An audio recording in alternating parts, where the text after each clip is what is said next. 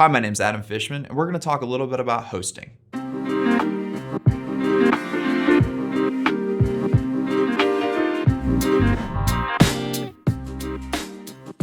Hosting is one of the most common questions that we get. Do I have to host with you? Where should I host? What is hosting?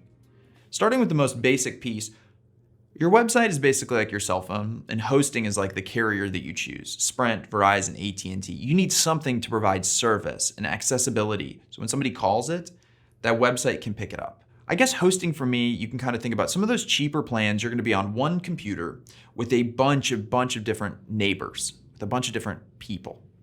Largely what that means is if one of those neighbors is having a party and they're really close to you, you may be affected by it, right? You may hear the music coming in through the walls. So you're kind of in like a city block.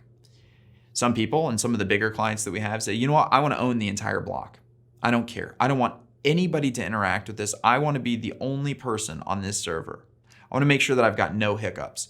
Kind of the best way to figure out what the right host is figuring out how much is hosting worth? i.e., if my website goes down for blank number of time, how much will I be willing to spend to get it back up, right? So 99.9% uptime is your typical host. That's like just a good gold standard.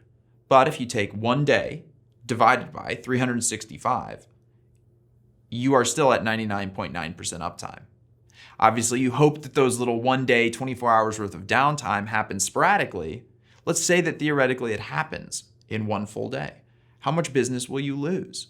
How much if it's down and I said, all right, right now you can put a dollar amount on what you would pay to get your website back up right now, instead of it being down? That's usually a pretty good indicator of the level of host that you want, right? If you can afford 1 day of downtime and you go, I may only lose $300, well, then you can probably judge on the level of hosting that you need.